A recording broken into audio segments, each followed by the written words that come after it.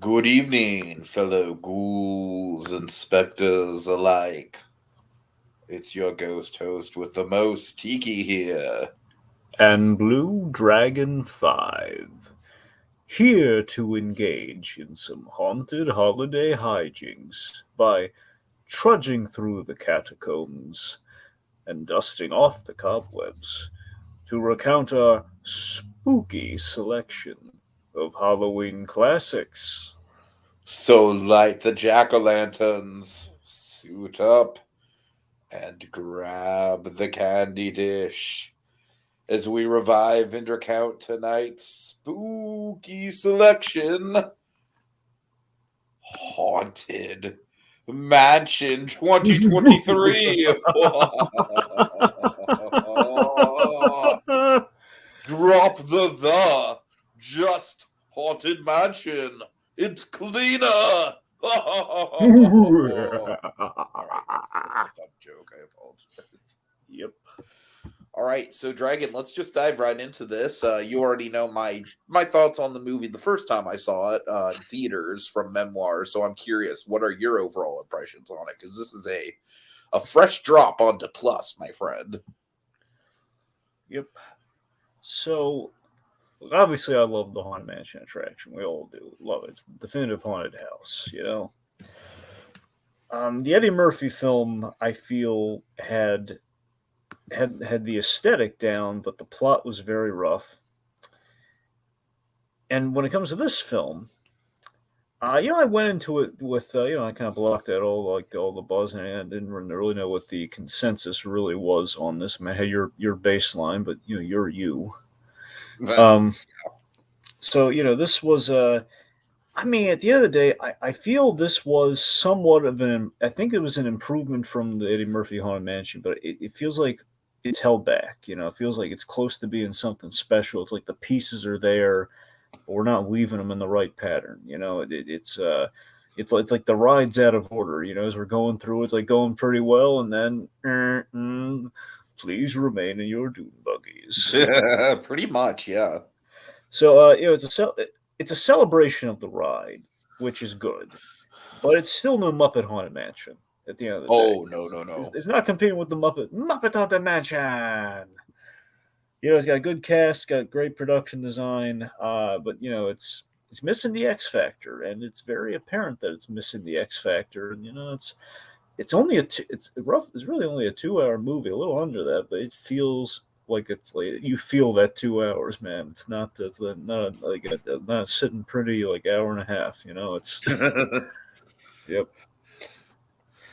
All right. Yeah, Dragon. So this for me, I was really hoping to like it more on my second watch. Fortunately, I really was hoping this wasn't going to be the case, but for me, still more or less agree with what you're saying where it's like there's definitely potential for a better movie there, but yeah, there's something off about this one. Man, it's a shame because I genuinely do really like the first act. I really feel like that's where the movie kind of shines, and I kind of feel like the deeper we get into trying to explain the lore of the mansion, the more messy the actual plot mechanics become. As you probably remember, Dragon, one of my main critiques of this when I talked about it on Memoirs was the fact that I think the rules for the Hatbox Ghost are way too convoluted. And yeah, the rewatch definitely didn't change that. I think there's just a lot of meandering around in the middle. I appreciate the name drop with Crump Manor, but I think just the whole section at Crump Manor was kind of just like very much video game side quest mode, essentially. There's definitely some good stuff in here. There's definitely some good homages to the ride. As an homage to the ride, I definitely think it's superior to the Murphy version. I still maintain that I think the Murphy version knows what it is as a movie more than this one does. Like, this one very much has that thing that I don't like, which is mixed tone. And mixed tone that's not done very well. I think both of the tones that this is going for, like kind of like the pseudo, almost kind of Wes Anderson-esque quirky cast of characters mixed with almost like a nihilistic black humor and some definitely heavy themes of the afterlife and letting go and everything. All that could have played well. I just don't, me, Dragon. It's like, I think when the tone of something like that is done well, it's done really well, but it's definitely a delicate balancing act, and you don't easily get there. It's a hard road to cross. So that's kind of where I'm coming at it from. I don't want to spend the whole time just putting this movie down. I do want to celebrate the stuff it does well. Specifically, one of the things I did glean from the rewatch was, outside of the unfortunate elephant in the room, who could have literally been voiced by any professional Hollywood voice actor in the movie, would have been the exact same. I think the cast does a tremendous job. I think really the cast kind of carries all the goodwill that this movie has. Would you agree? Yes. All right, for sure. So with that said, Dragon, why don't we hit him with some background? So roughly 2010, Guillermo del Toro, the great Del Toro. There was once a jolly Mexican man named Guillermo del Toro. Yes. Sounds like the start of a Christmas story. Wrong holiday, but okay. I'm sorry. So Guillermo, he was supposed to direct and write a Haunted Mansion movie. It's right up his alley. The man practically lives in the Haunted Mansion. You've ever seen Del Toro's house? Yeah, more or less. You're really not lying at all. So if you're going to get any director for this project, okay, I think we found a winner here. If you're going to do something that's a little more than kind of the cash grabby kind of studio movie we did with Eddie Murphy in 2003, this is going to be the guy. It's going to be an actual movie. To quote my friend here, it's going to be a movie. It's going to be a movie. This is a movie. Anyway, so the emphasis was going to be on scares, but with kind of a sense of fun to it, which is the hallmark of the ride. So Del Toro was in the right headspace. He was going for a PG-13 vibe. Which, do you remember what the Eddie Murphy movie was rated? I think it was PG. It was definitely PG. Do you remember what this movie was rated? PG-13. This one.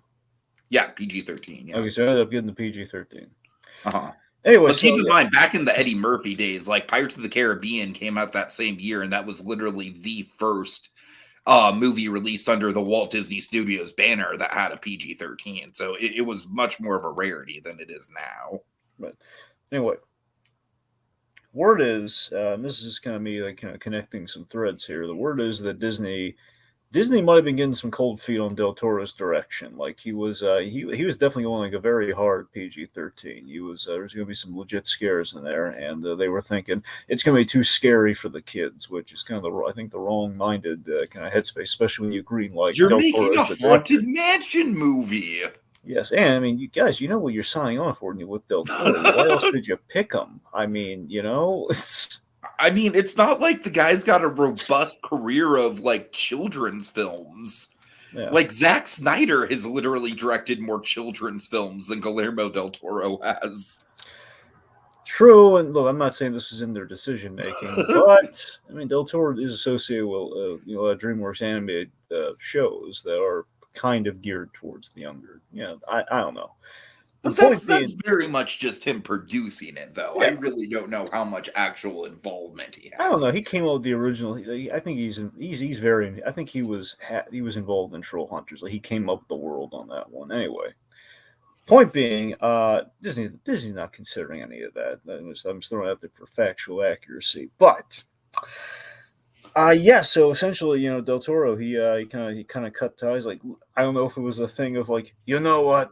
This was right after The Hobbit, too, so this was a rough patch for Del Toro as far as, being signed on to stuff that he's really excited about and then being let go of it, basically, through no fault of his own. Yeah, I mean, between that and between Del Toro, you know what? I have better things to do right now. Because The Hobbit was very much the reason why that took as long as it did was literally just because of legal issues. And that's why he dropped, was just because it was taking so long. Yeah.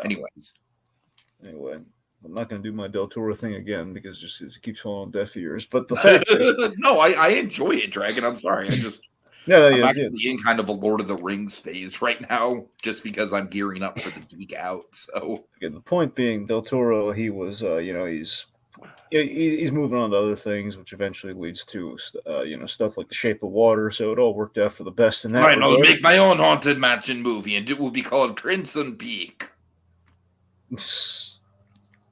Two mixed We will results. get that Loki guy. Yep. So anyway, so the movie, for all intents and purposes, it kind of got shelved until 2020. Yeah. And it was most likely it's because they're looking for like, oh man, we're dying here, man. We have the stuff that we was in production before the pandemic. We got to unshelve things. More or less, yeah. So they were looking back in the Haunted Mansion movies. Well, we can't get Del Toro. He's busy doing Nightmare Alley and Pinocchio. So basically, it was in production. They were kind of gathering the forces there. They did not have a director until 2021, which I do think is kind of. I know many times you can have the script first, and then you'll have then you'll have the director. But still, many times it feels like if you want a director-driven project, like initially they were going for, I think you should probably find the director first in some cases, or at least have an idea. And I think the end result is we get Justin Simeon or Simeon. Justin here, the Dear White People guy. Yeah, interesting choice. Oh yeah, we got the Dear White People guy to direct the Haunted Mansion movie. I'm not saying that's necessarily a disqualifier, kids, but No, it's not a disqualifier, but at the same no. time, it's like, it's certainly not what you would think of. Yeah. You think like for the Haunted Mansion, we go for like a real visual guy, but anyway. So the There is some writers, visual stuff in this movie, directing wise, that really gets under there's one moment that I was shocked. the What editor on this planet left it in like that? skin. But we'll get there. But the writers were the real problem spot is for the movie. It seems to me. Katie Dippold or I don't know, deployed. Dragon. I'm sorry. Katie deployed. We deployed the writer. Anyway, deployed. Katie here. She was the writer. Her filmography is not great theatrically. She she wrote. Sorry, she wrote The Heat with Melissa McCarthy. She Oh wrote god. Spy with Melissa, which is an upgrade. Admit it, it's an upgrade. And most infamously, this one was the one they should have I think they should have had second thoughts on the writer with this one. The Ghostbusters reboot for 2016. Yeah, that guy. Honestly, that kind of tracks. And I'm not even That's what I'm saying. It saying the tracks, but it women thing. I'm feels just saying because of the emphasis on dumb jokes that repeat themselves too much. a part of me feels like it was like, oh, she's written stuff with ghosts. Like, guys, did no one watch the movie? No one watched the movie, or at least like you can see the trailer for that movie. Really? That's when were there just because Ghost and anyway.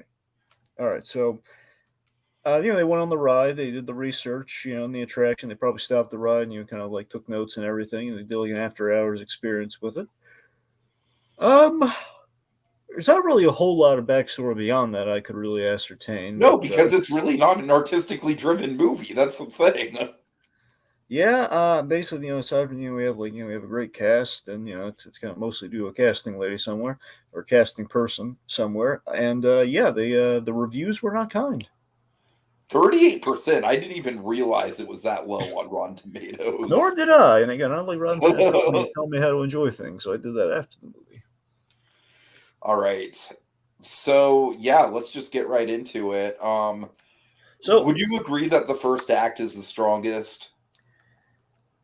You know what? I think overall, yes, but there's a very slight editing choice that I would have that I do pause at with that in the first act. Okay, what is that? Okay, so first off, let me highlight this. When we're starting the movie, we're getting in the zone. It's like you're in your back of your mind, you're having somewhat of a mental checklist. Like, what are we doing different this time versus the last time we attempted this rodeo?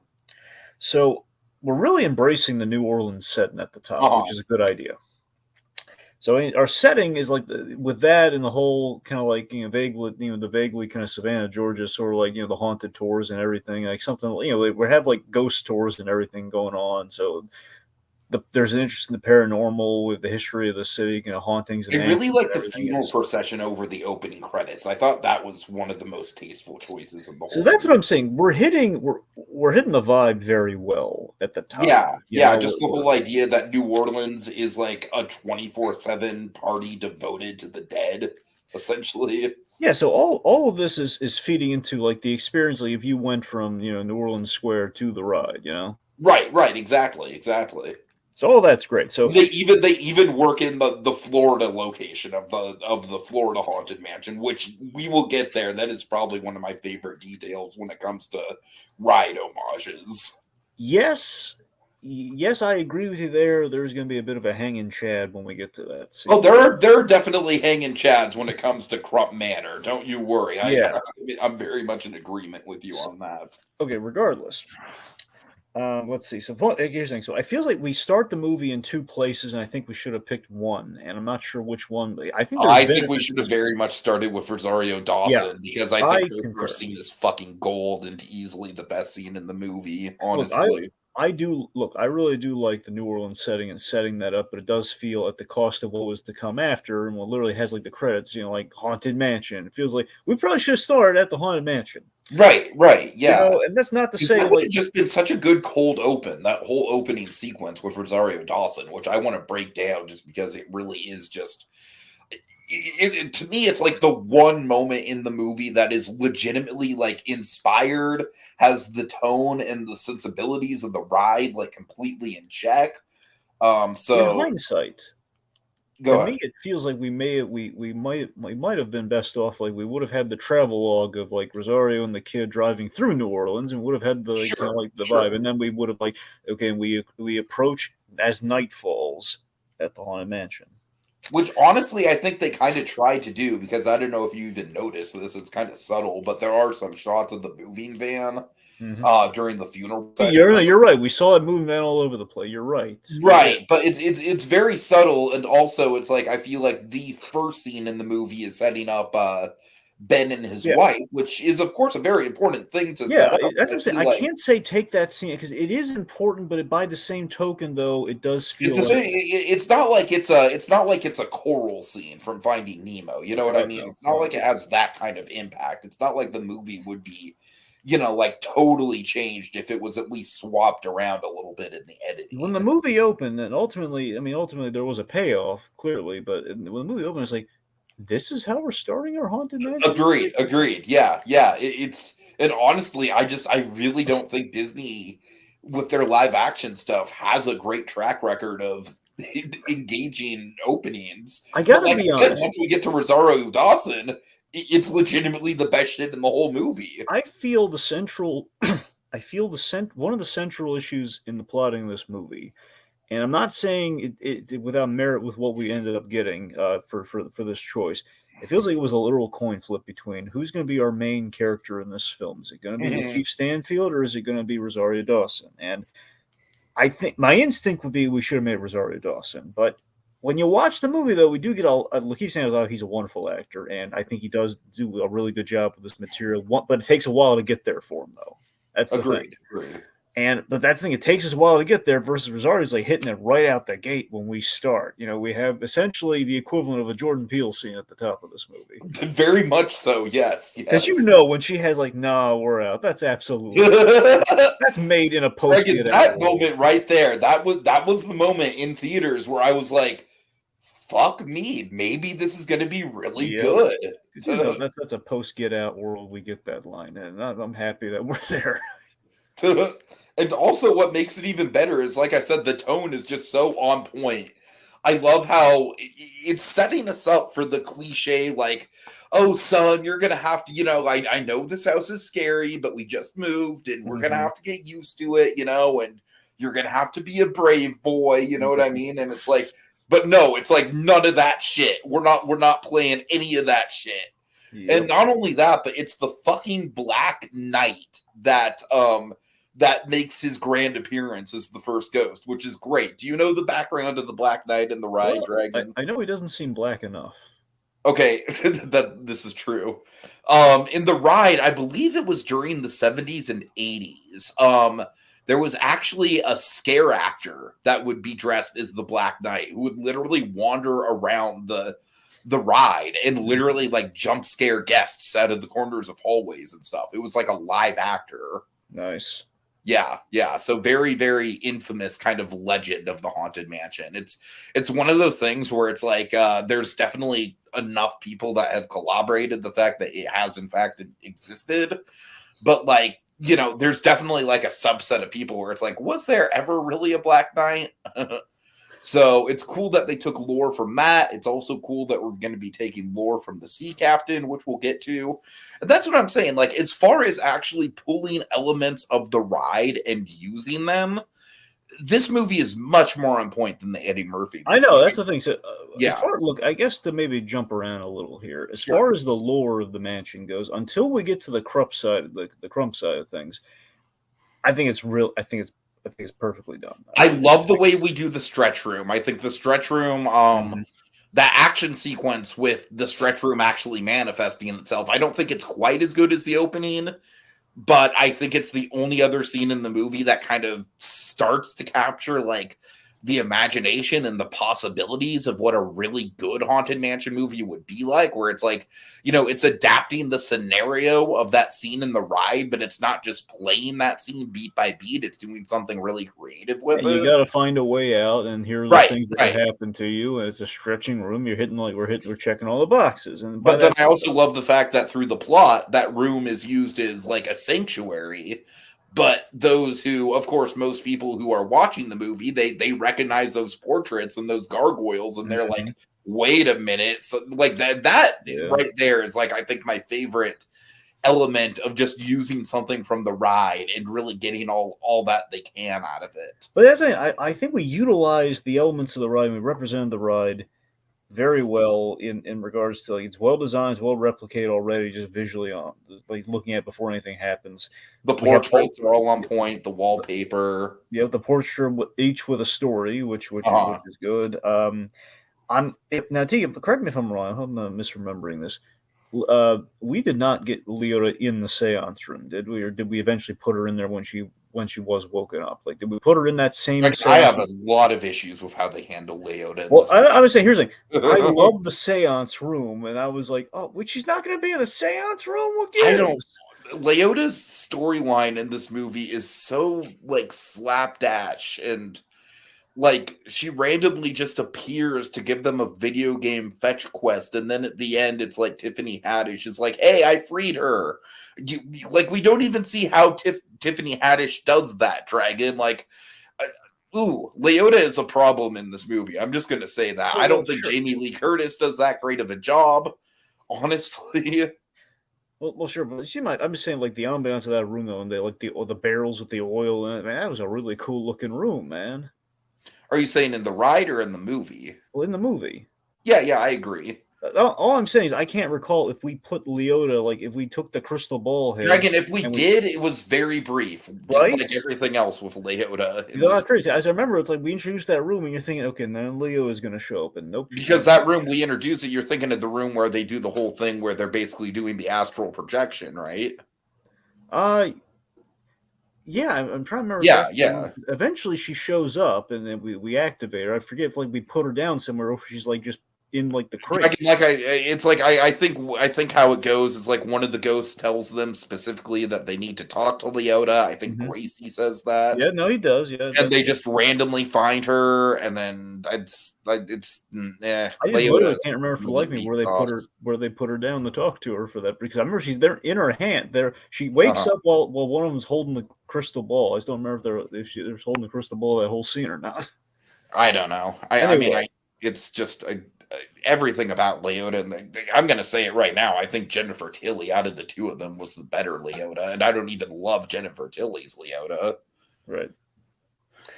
Okay, so let's see. So we have within the astral projection, we basically go on the full ride. We're able to blend things, like we kind of blend in. I do like the idea of the astral projection being kind of like where we do, see all of the actual ghosts and projections and stuff, and it kind of takes the form of, the idea of the ride is essentially that you die and pass into the nether regions, and that's why you're able to see the ghosts. So I do like that they actually adapt that. Yeah, so that is really solid. Also, I love how when we try throwing people out of the mansion, it's in these chairs that have like these big round backs that are very Doom buggy-esque. I love that. Sure. So that's cool. And the fact here's I mean, in terms of like the flow of certain things, like we go to the attic to essentially find Leota. The point is we go to the attic, and there's constant hatchaway. Like you go in the attic, and it's like you kind of fall backwards down the down the ladder. Constant Hatchaway is also wasted in this movie, in my opinion. I mean, wasted, but she looks cool. Sure, However, I think the only explanation for how little screen time she gets is just because not only is she in the Muppet Haunted Mansion, but she's played by Tiffany Haddish. So it's like they probably were just like, let's not remind people of Constance Hatchaway. It might confuse people. She's not played by Tiffany Haddish. Oh, is she not? I'm sorry. Taraji P. Henson. Oh, you're right. Oh, okay. Thank you for correcting me. Okay, my bad. Regardless, I still think that the fact that she was like the main villain of Muppet Haunted Mansion is probably why she's not that prominent here. Would be my guess. Admittedly, though, don't you kind of wish is like, well, could we get a live actress to play her and then enhance her a little bit with CG instead of just being like an all CG character? I mean, honestly, Dragon, I wish the same thing about the actual character in the ride, because the character in the ride is just a screen, and it used to be like a dummy with a projected, face and beating heart. And I wish that they would go back to the actual physical, the physical thing, because I think it was a lot creepier to just have that, that frozen, like body of the bride with the dress and everything, and then just the heart. Now it's literally just a screen, like an animated screen. So all right, that's kind of funny. Caretaker got shortchanged. He popped up in a little cameo. What did? Who? Sorry? Isn't it the caretaker, like the guy with the dog outside? Yeah, okay. Let's talk about what I think is like the biggest missed opportunity with both these Haunted Mansion movies. This one, I will say, the cast is likable. Like we will break down the characters, but like, between like the Owen Wilsons and the Danny DeVitos, they are putting their energy into elevating this movie into watchable territory just by their very screen presence. Here's the thing, though, that baffles me. In the Haunted Mansion, it's not like you have a lack of supernatural characters to draw from. Like, you have the caretaker who's not supernatural in the ride, and it drives me crazy that in both the Eddie Murphy version and in this version, he is supernatural. The whole point of that character, is that he's like the one element of the Haunted Mansion that isn't supernatural. I don't understand how they keep fucking that up, Dragon. All right, we have the DT Channel Studio in the comments saying, "Hiya, how's everyone doing?" We're doing fine, DT. We're just, kind of venting about the missed potential of this movie. Oh, also, Dragon, in the background, we would be remiss if we didn't note that friend of the channel, Pink Pearl, aka Fooey to You, was an extra in the New Orleans shoots. So I was kind of hoping she'd make an appearance tonight, but I feel like she kind of has some rare appearances these days. So we can't afford her. Yeah. But yeah, the caretaker traditionally is supposed to be a human guy versus like all the spirits inside the place. It's literally the point of the character. Yeah. However, you know what actually got that right though? Muppet Haunted Mansion. Exactly. Exactly. Even better, we made him Superman, Darren Criss. But you see what I'm saying, though? It's like it's not like the mansion itself has a lack of original characters. Like, we have the hitchhiking ghost, we have Madame Leota, we have Constance Hatchaway, we have the dueling portraits, we have Pigwick, the guy on the chandelier. We have the mummy, Dragon, the mummy. All right, I'm being a little over exaggerated with the mummy, but you get what I'm saying. Yeah. Like, there's so many opportunities to, like, why can't we make a movie with these characters, Dragon? Well, Oh, that's a good question to you. I'm genuinely asking you, sir. That's what I'm saying. It does feel really weird that we it's like we get all these characters, but we don't do anything with them because again they're trying because we have all these human characters that we're throwing in. We're doing kind of like a watered down Clue with almost. That That's Clue's a a bad. great comparison, actually. I mean, it's kind of watered down Clue. It's not really there's a mystery there, but it's not like a who killed who in the study sort of thing. But DT in the chat says he thought the Haunted Mansion movie was pretty good and wonderful. So, DT, like just to be clear, like we did like elements of it. We think the cast was really on point. Certainly, compared to the Eddie Murphy version, it's a lot more faithful to the ride. It does a lot of creative stuff with elements of the ride. We're basically just being nitpicky assholes with the plot. Where's the we here? With that, You're agreeing with most of my points, Mister. Yes, I'm agreeing, but still, it's a little. All right. Well, look, I'm just saying, film is subjective. So if you really do genuinely like this movie, that's awesome. I honestly like every person that does really like this movie. Like it is full of Mansion fan service. So it's like I'm not trying to poo-poo anyone who does genuinely like this more than we might. So just want to throw that out there. Just to jump around a little here, I want to go back to Ben, the Lakeith Stanfield character. So of course Stanfield's a great actor. He shines later in the film, particularly. Here's the thing: right from the start, I do like the idea of disenfranchised haunted tour guide. The idea this guy's like he's kind of he's kind of giving up his haunted tour guide, but he's just because of what he's been through. Here's the thing with his character for me. I kind of think having him be like the supernatural expert who's like on the cusp of like, a breakthrough of technologically breaking through to the spirit world. Mm-hmm. That's where his character loses me, Dragon. I very much think that you did not need that element of his character. Like all you needed was the disenfranchised tour guide who's still doing the tour because that was his wife's thing. That's literally all you needed. I think throwing in the whole thing with him being like this secret, like paranormal tech genius was a little much. What do you think? Well, I'm a little of two minds about it, too, because one, I mean, I like the disenfranchised thing because it parallels him to Gracie. This is a guy who put his all into breaking that barrier, and then his version of being burned out from all that is he's essentially a drunkard tour guide. Who's disenfranchised, and the idea this guy keeps being Skipper Dan is his name because he's a tour guide on the Jungle Cruise ride. Yeah. Okay, I'm sorry.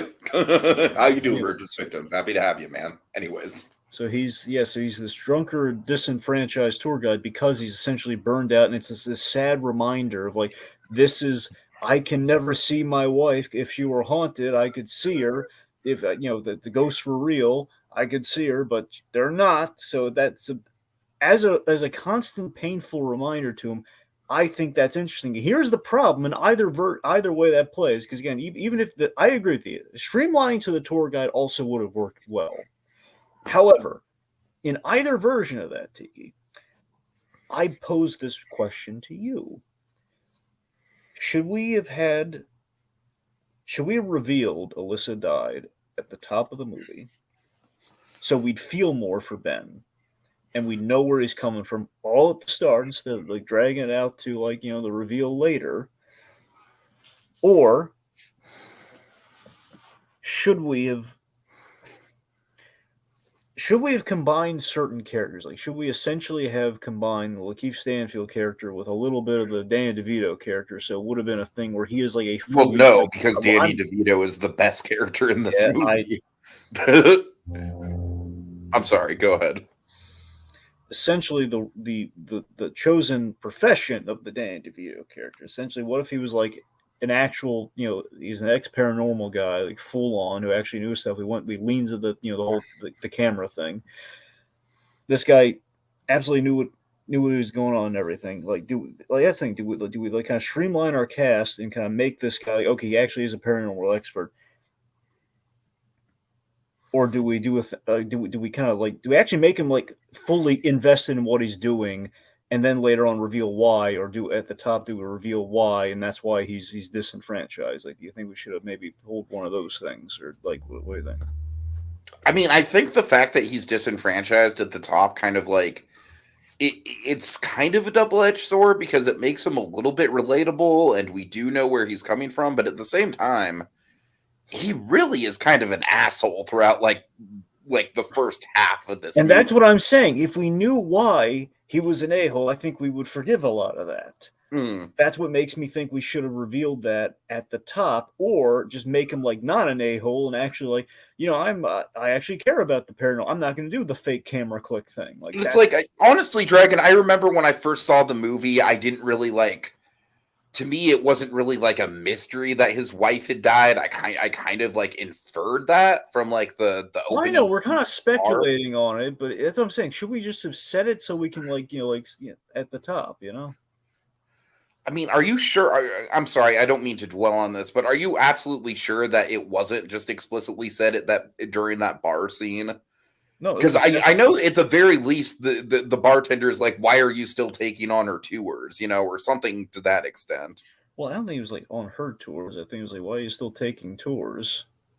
Okay, but then we also know that the wife was doing the tours, so I don't know. Again, this is kind of like Well, I know. Look, at the very least, they didn't explicitly say it, but I think you're right. It probably was.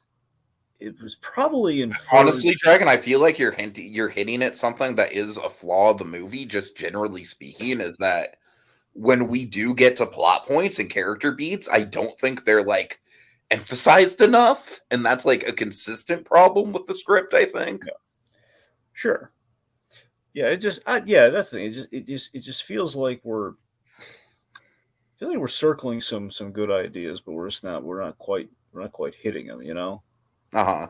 Because that is it's like very subtle. It's like, okay, he's taken on the tours and the wife has died, but why would we not just make that explicitly clear and just at the top versus like, okay, so it's wife's probably dead, and then we're gonna reveal. I don't know, I honestly think you're overthinking it a little too much. I think they made it pretty clear that his wife was dead. I'm sorry. I don't think it was very clear. I think it was. I just feel like this is kind of like a moot point here. I feel like the movie was, at the very least, it probably could have been a little bit more clear. But it's like, we see him at the New Year's Eve thing, then we cut to the bar, and he's clearly depressed. And I don't know. I feel like, at the very least, the wife is not in the picture anymore. I don't know. Okay. Anyway, let's talk about Father Kent. Can I make one note about the tour that he does give really quick? No, but go ahead anyway. Thank you. All right. So at my old job, Dragon, I swear to God, there were probably more, but there were no less than 4 volunteers that were all named Carol. So Lakeith Stanfield is not lying. It is a very common name. The 2 Carols. Like that to me was like the most relatable moment of his entire character arc right there. It's just the whole like, oh, you're Carol, I'm Carol. All right. All right, so Father Kent's possibly the best character in the thing. I said possibly. To tell you the truth, I feel like once again we're dealing with a character who, good on paper, like I like the idea of him. I honestly kind of feel like we should have explored the idea of him being a con artist a little bit more. Like, now I'm not looking for, like Jeff Bridges in Bad Times at the El Royale or anything. That is a very complicated, layered portrayal of a priest who is actually a con man, right? Like, I'm not looking for that layered of a performance, but I'm saying like the idea that this guy owns a costume shop and masquerades around as a priest, like I kind of, Dragon, basically I kind of feel like we should have gotten that from his character at the top, like, because I feel like when it is revealed, it's kind of just like, oh, okay, well, you're still a good guy who helped me, so it doesn't really change much of the plot. You know what I mean? He does periodically drop out of the movie at times. He does. He totally does. Like, there's that one scene where there's that big to-do in the stretching room where Lakeith Stanfield and the kid have to escape, And then Owen Wilson's just literally like, I step out for 5 minutes. It's like Yep. there's straight up moments in the movie where I just don't think the writers know what to do with his character. It's really frustrating because he does have really good lines that again don't have bearing on really the. It's Owen Wilson though. We have to like kind of like like how much of the line work is genuinely good lines and how much of it is just Owen Wilson being Owen Wilson. You know what I mean? Yeah, I love him saying one man's monster is another man's Halloween costume. It's a really good. That's a really good takeaway from the Frankenstein story for a con man. I love that. So that's the thing. So, but again, Tiki, it just feels like a recurring thing in the movie, like to the thing I was talking about earlier. To now with the Owen Wilson character, where it's like, okay, we know he's a con man, we know he's most likely not a priest, but we don't say it, and then we make a big to do. That's why Danny DeVito is the best character, because there is no freaking ambiguity about the type of guy that character is right from the jump. But that's Danny DeVito, just how he acts. Exactly, it's Danny DeVito having a good time, and that's what that character is. Look, we'll just put a pin in DeVito. We're gonna get to DeVito. Okay. Okay, but you see my point, though. It seems to be a recurring thing where it's like we seem to have these big reveals, but they're not really that. They're very deflated. Well, another one I think is the whole like Travis's dad is dead thing. Yeah, that too. That one was I didn't quite expect like the whole like okay, we're gonna fake his. I thought his father actually was a ghost, but okay. Anyway, but yeah, so I do like the dynamic. I do like the banter between Ben and Kent, though. It's the fact that he's. But again, it's just Owen Wilson charm, man. It's how much of that is actually the script. He does have a terrible opener, though. Remind me what his opener is. You mean the? I'll be gone, but let me ask you this. Just let me ask you one question, and then I'll go. Do you want to be a hero? Okay, you're right. That is a terrible opener. That really has no bearing on anything. That like. Darn you, Ghostbusters reboot writer lady! Oh my god! Darn you and your sucky writing! Oh god! Because that's what it is.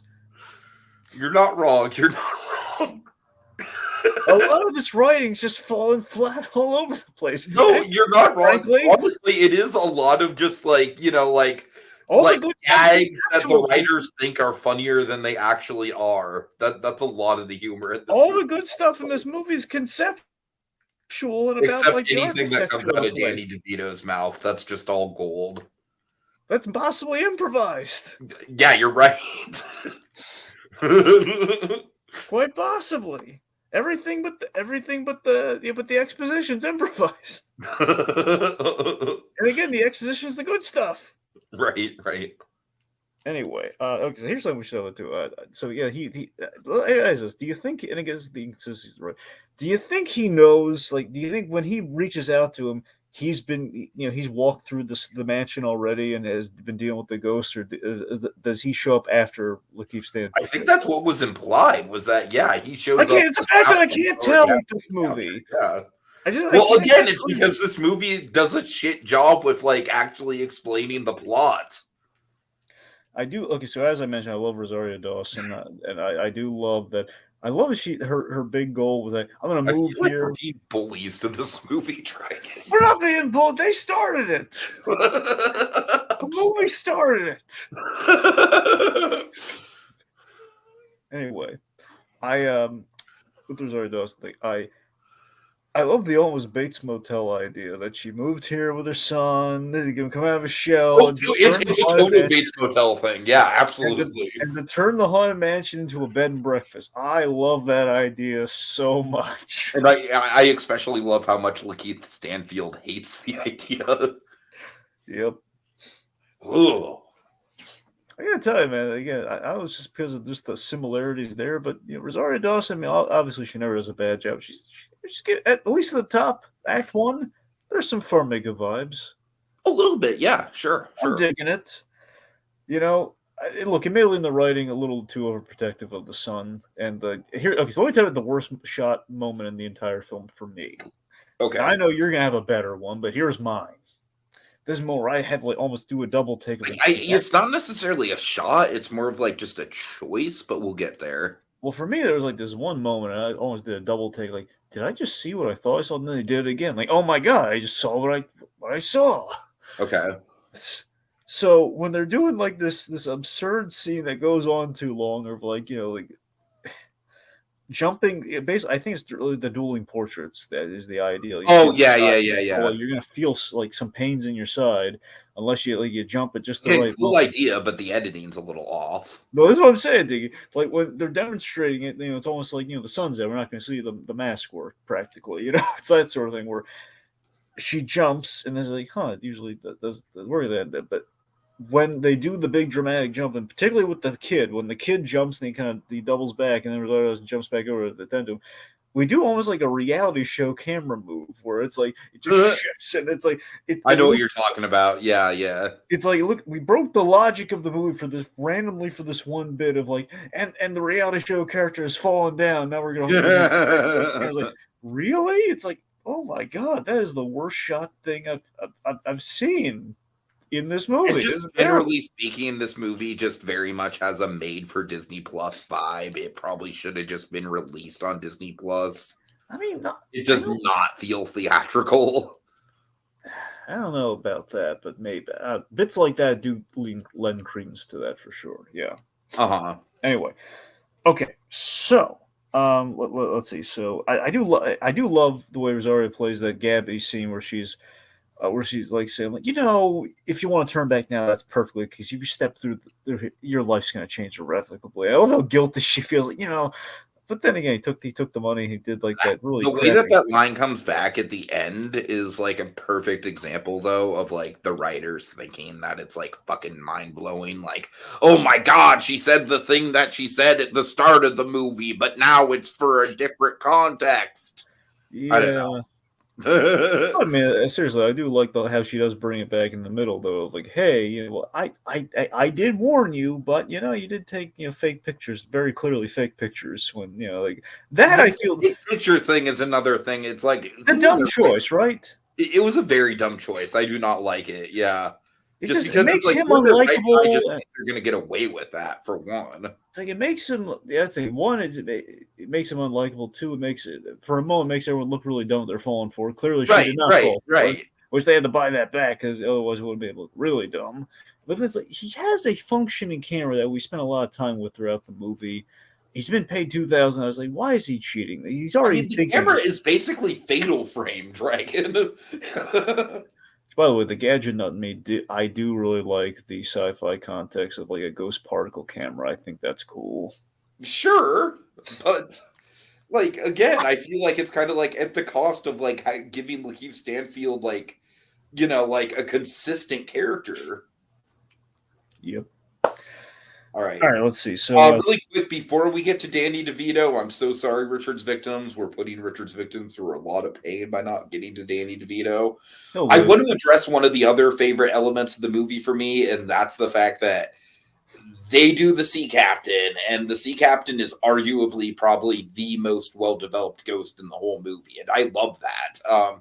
Do you know the significance of the Sea Captain in the ride, Dragon? In the ride, no. I know I really like about the Sea Captain in this, but go ahead. So in the ride, Dragon, he was the very first concept that the Imagineers had when they were designing Haunted Mansion, was the idea that the Sea Captain would essentially be the main character and it would be like his mansion.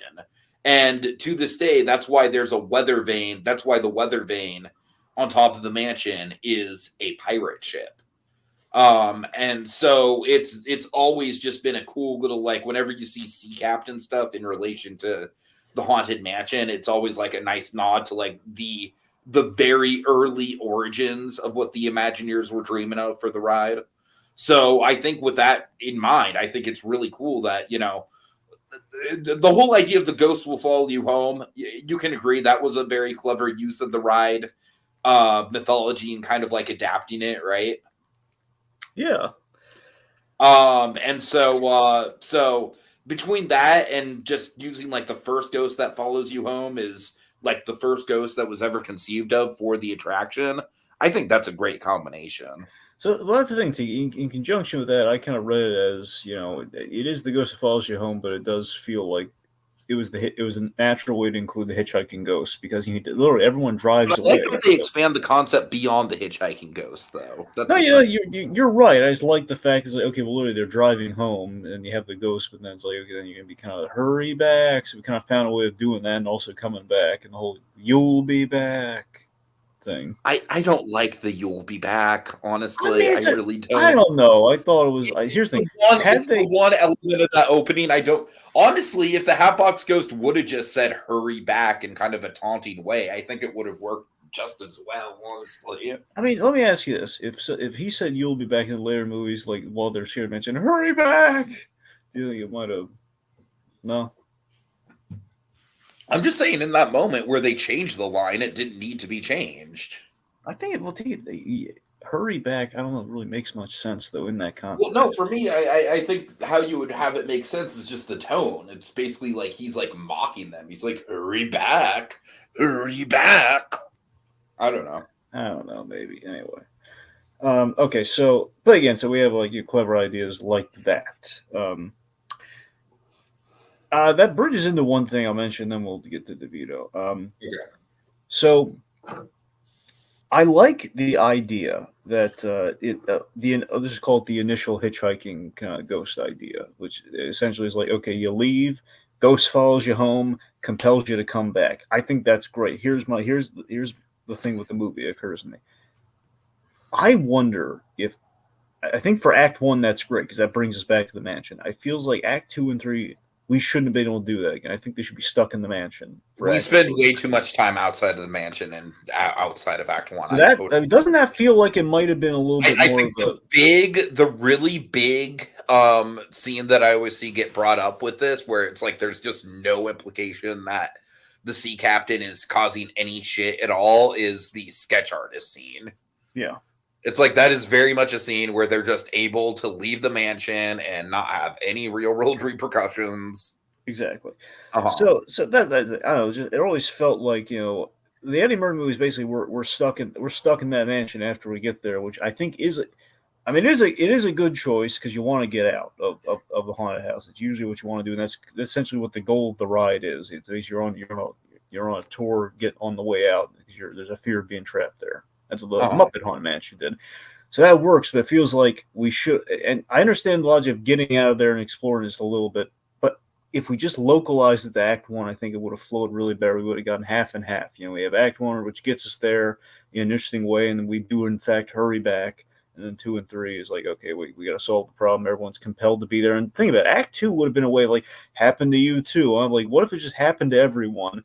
And that's how we've assembled our clue board for Act 2 and 3. I mean, that's more or less how it goes down. Well, no. They recruit people. I'm saying, what if they all had different haunting experiences that were probably like Gabby reaching out to people, and that brought them all there. Anyway, so you could have done like in a montage, like the top actor. How did you guys get here? And then that's that we do essentially her recruitment of them, and that's I don't know. Okay, so speaking of which, Danny DeVito, he's in this movie. Yeah, and he is playing Danny DeVito. Yeah. His character's last name is Davis, which I think is a nice little homage. That's it. We do have last name nods in this. Mm-hmm. Seriously though, I do like his role as the historian. I actually think it's the like one of the few roles where it's like it's actually like a character using their profession to their advantage, because he's like, he's the one character that's essentially able to crack the code about who exactly the Hatbox Ghost is, and we wouldn't have been able to do that without a historian. So good job there on the movie. I do feel getting him there, while hilarious, was a little thin. You mean the sketch? No, that wasn't what got him there. That happened later. No. I mean, just the fact of like he's just like they have like the Benihana scene, and then they steal the documents away from him, and then later on it's like I've been wanting to go to that mansion for a while. What's been stopping him? I want to go for a while. I'm gonna drive into that scene. Look, it's It kind of funny. felt like some forced conflict that didn't really need to be there. Exactly. It just felt like, man, we really forced him into the. I mean, I'm glad he's there. Believe me, I do. It's just getting him there is a little thin. It's like a little like, and we contrive some reason for him to get there, and for some reason he's never gone there before. When he says he's wanted to, because he apparently he has legs that work. I don't know why. I don't know why. I don't know why he just hasn't gone there himself or drove that car there already. Right, right. I mean, he knows where it is. Like no one told him where it is. Like we have, he's like, no, do not go there. Anyway, but yes, so the view was a lot of fun. Should we have killed him off? I don't necessarily think we needed to. Well, I'm just saying because we have that scene where initially I thought he was a goner, where we have he has a heart condition. We make a very fine point of that, and he gets possessed. And I wonder if that should have been he should have been the thousand soul. Sure, I I could mean, see it that. would track. I mean, I know obviously it spits in the face of this whole deal with the devil thing they're trying to do, but I don't know. I know it's. I know I it's a could see him willing. becoming Pickwick at the end. The guy on the chandelier, like he's clearly already in the movie, but when Danny DeVito was cast, that's a character that everyone wanted him to play. Right. All right, let's see. So Tiffany Haddish is Harriet the Medium. She's hit or miss. I enjoy at times. I enjoy Tiffany Haddish. I feel like there's some moments in the movie that I feel like the moments I like her in this movie are basically the moments where she drops the medium act and just kind of like tries to empathize with Lakeith Stanfield on a human level. Tiffany Haddish never gets enough credit for when she actually plays those scenes in movies where she actually kind of drops I'm going to be funny, just like the right. Unfortunately, I feel like the whole "I'm going to be funny" is a big part of her character, and it's very much like I feel like her character suffers from the writers think that her lines are more clever than they actually are. She's got two scenes I think that work in this movie. Yeah. One scene is, as you said, it's the big. Honestly, one of the big center points of the movie is when everyone's really supportive to Ben when he again the reveal of his wife and everything. At least talking about his wife to everyone in the room.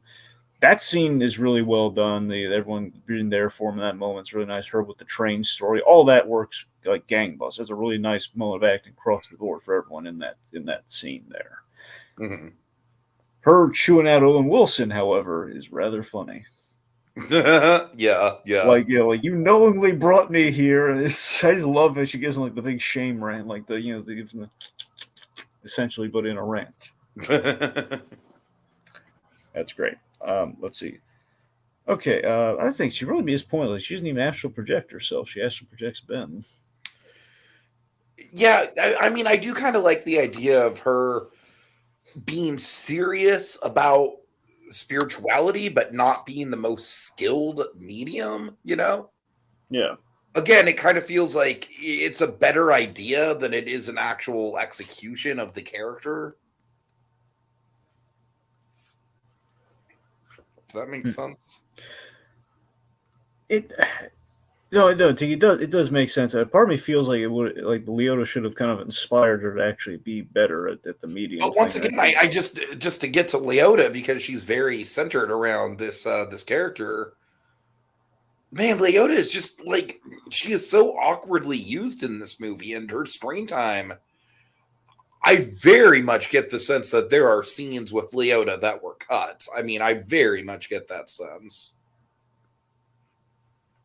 Because it just feels like we have big gaps of her story that are missing almost. Yeah.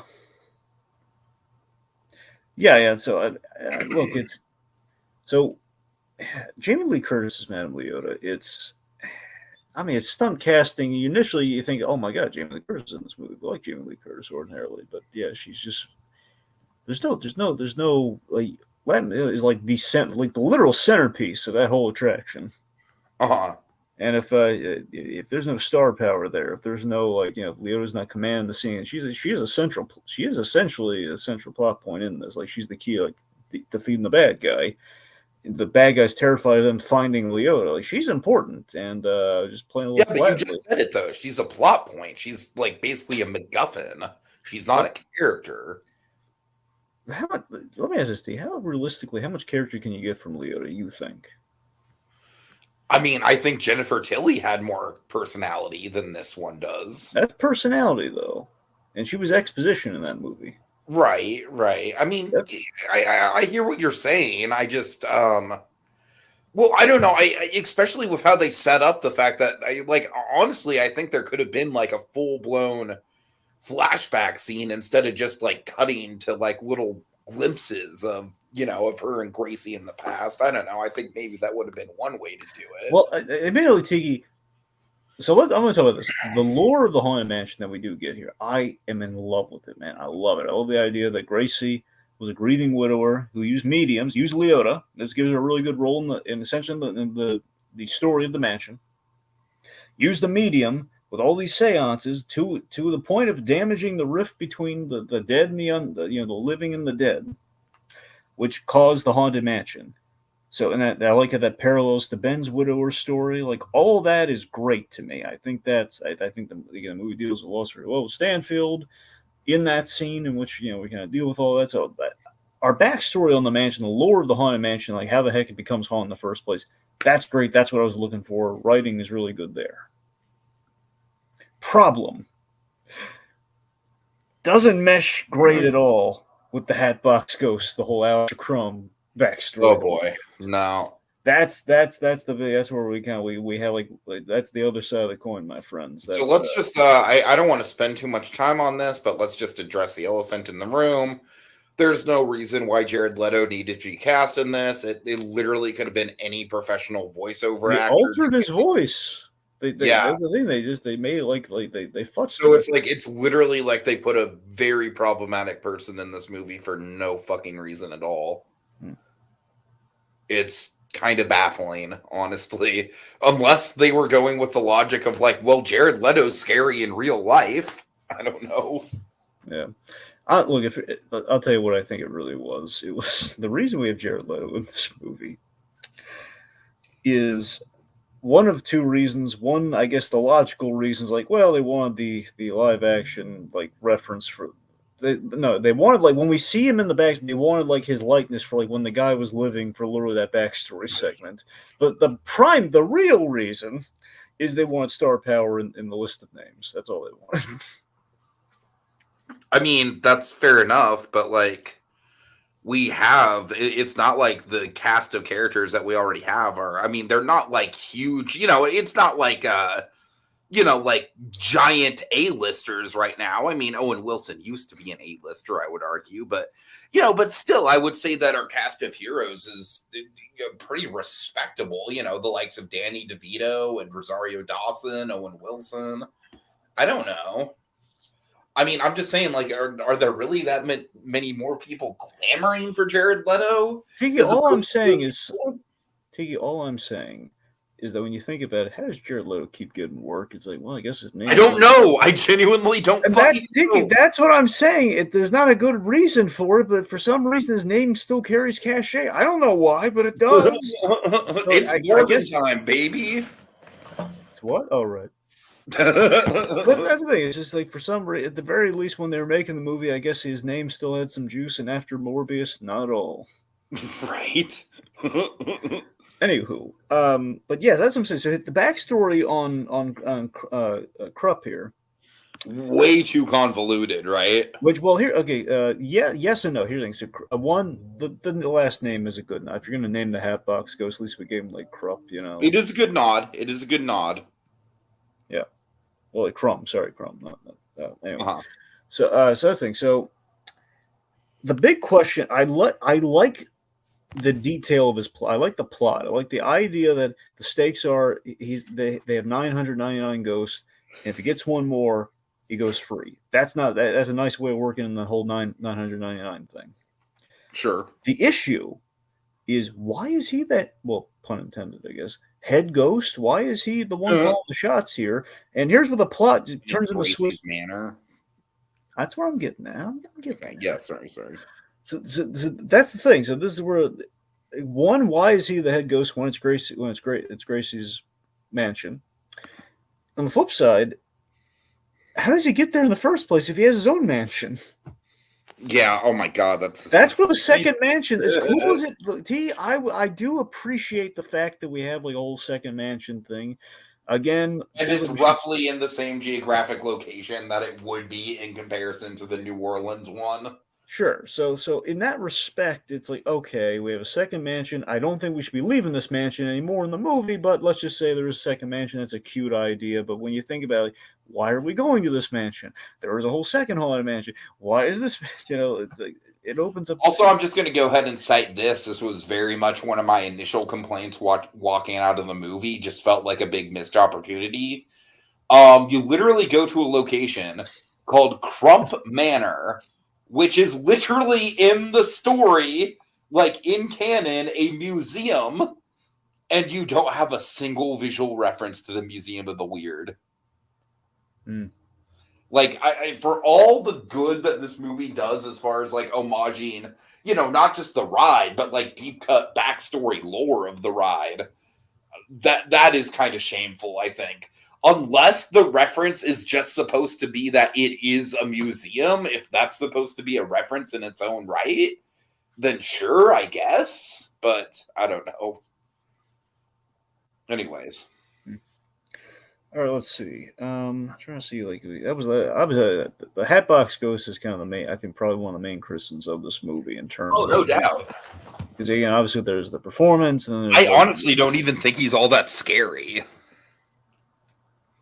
I mean, look, here's the thing. The cool thing with Hatbox Ghost is that he looks a little bit like, to me, he looks a little bit like the Gentleman Ghost, who's like a guy who's a floating hat and a little monocle and stuff. So, but he doesn't have the hat box, which is a big sell of this guy. So, I don't know. There's something cool about him, but we barely see him, because we build him up because of that. And it feels like an odd choice to build up the Hatbox Ghost when he's such a cool design. Mm-hmm. Totally. But yeah, so that's what I'm saying. We have like a lot of big lore problem with him. I like the idea that he's trying to convince that it's really dark and twisted. He's trying to convince Ben to kill himself so he can be the Hunt of the Thousand Soul. Now that is a good plot point. Yeah. I will give you that, and that is a plot point that is like I have not seen that level of darkness from a live action Disney movie since like the Gore Verbinski pirate movie. So I will give this movie that much. I like that, and I like the idea that his staff beheaded him because he was such a cruel guy. Like that's not bad either. If you're gonna make him a bad guy, that's pretty good. Uh-huh. That's what I'm saying. That's about it. That's all the nice things I can really say about him, though. Then the police sketch, the sketch artist scene. Look, it's a cute scene. It's a fun little scene, but we don't need it at all. We don't need it at all. And again, there's also the plot hole that is the one time in the movie where they leave the mansion and there is no visual evidence at all that the sea captain is interfering with them in any way. Yep. So let's see. So Kent given the ghost the rousing speech. I feel like the writers wanted that to be more of a moment than it actually was, honestly. It was kind of like, I feel like it would have worked better if we would have known a little bit more about the personalities of the ghosts.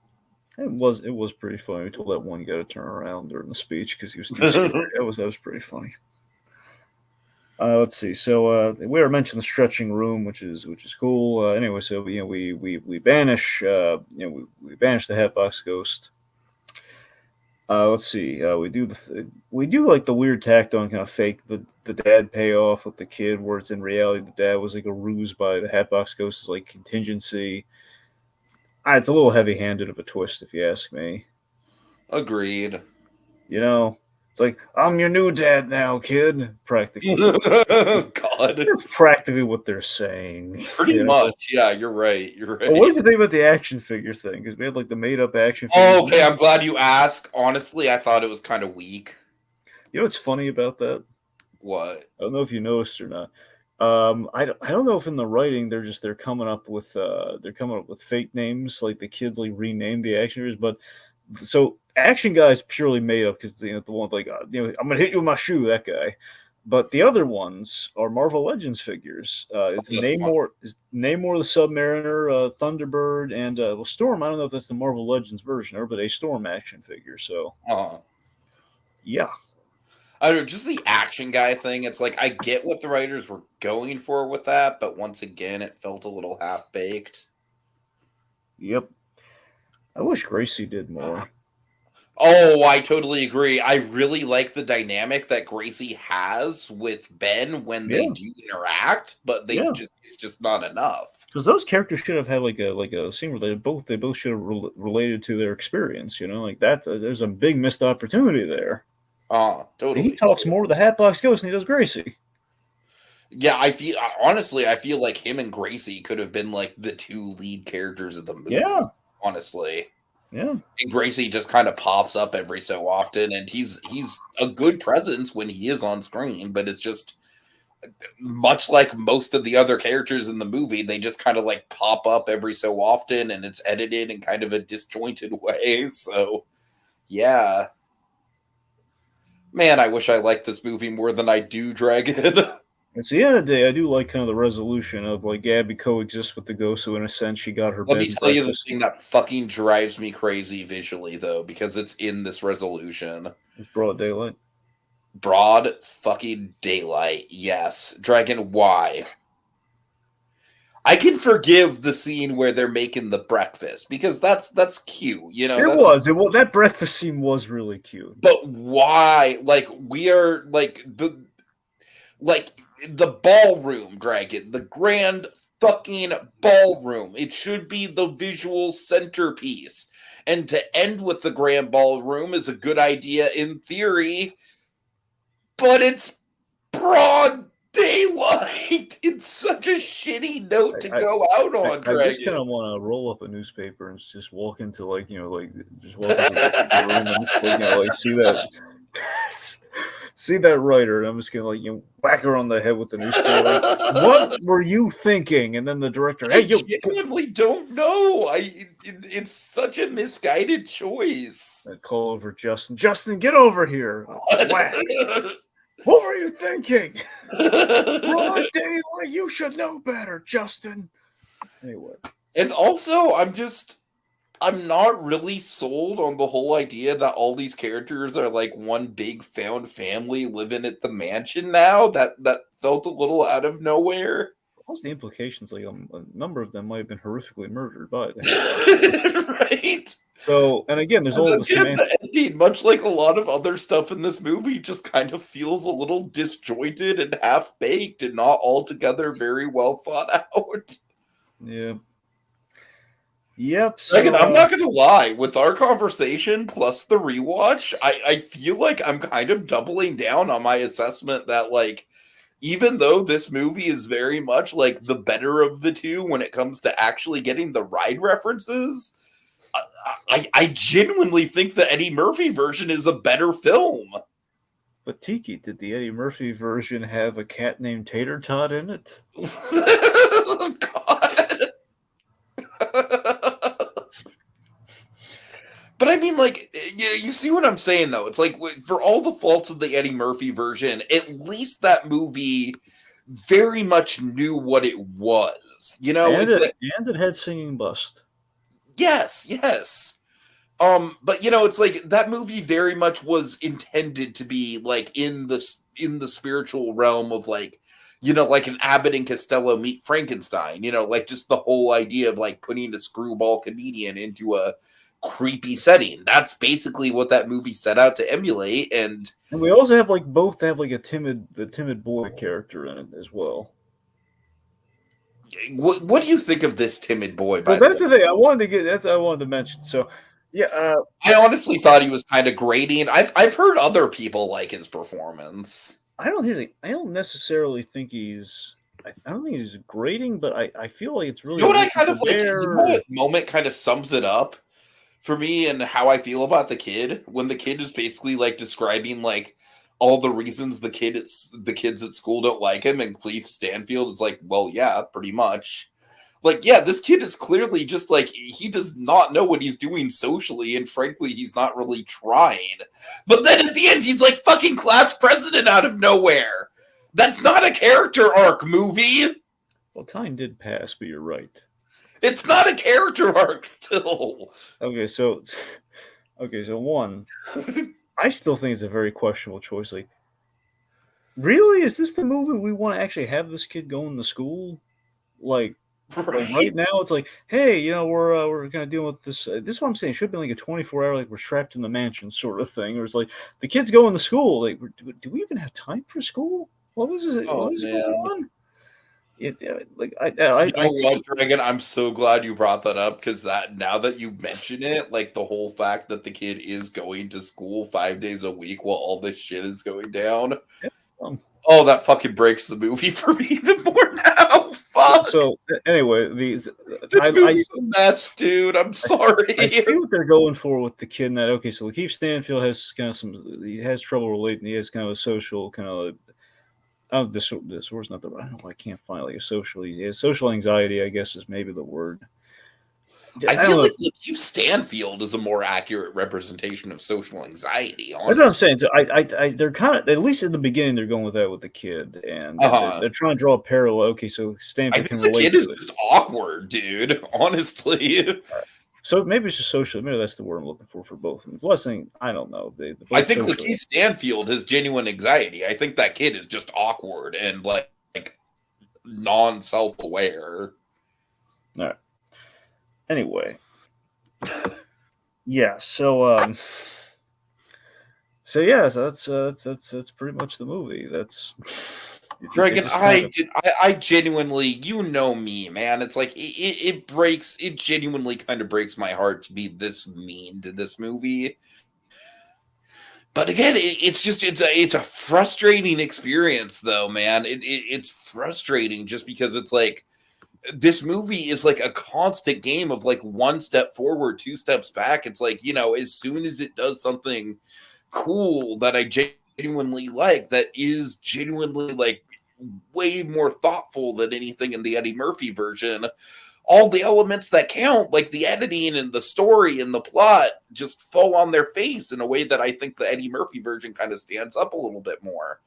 So yeah, man, I want to like this movie so much more than I do, and I was genuinely kind of hoping that it'd play better on Disney Plus, so where I could just watch it at home. I don't know, man. This is just another bit of Disney mediocrity, and it pains me to say it. It really does. I hate that I don't like this movie. I really do.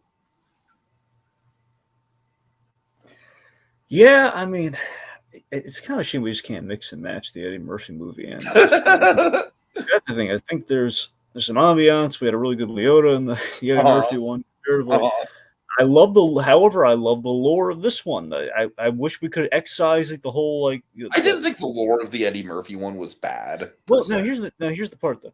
It's just the whole like I'm gonna marry Eddie Murphy's wife. I didn't need that plot line. Sure. Okay, I want to excise that plot line more. Okay, Hatbox Ghost wants to get out. If we reach 1,000 souls again with better writing to support how we get there and how the heck he's the bad guy in that movie. But you see my point. Mm-hmm. We're just gonna mix and match certain things. Like I don't know. We have.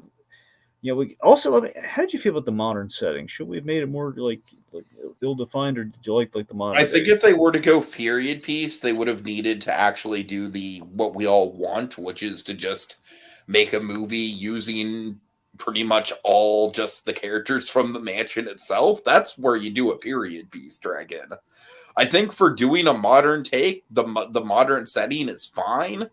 But again, it's just that missed opportunity where it's not like this attraction and this IP are like limited in the number of characters that they can adapt here. Yeah. All right. Okay. Well, big thanks to Richard's Victims and also the DT Channel Studio for joining us in the chat. Really appreciate it. All right, folks, that's the end of tonight's spooky selection, and our spirits grow weary. But they'll be stronger than ever next time as we engage in even more haunted holiday hijinks.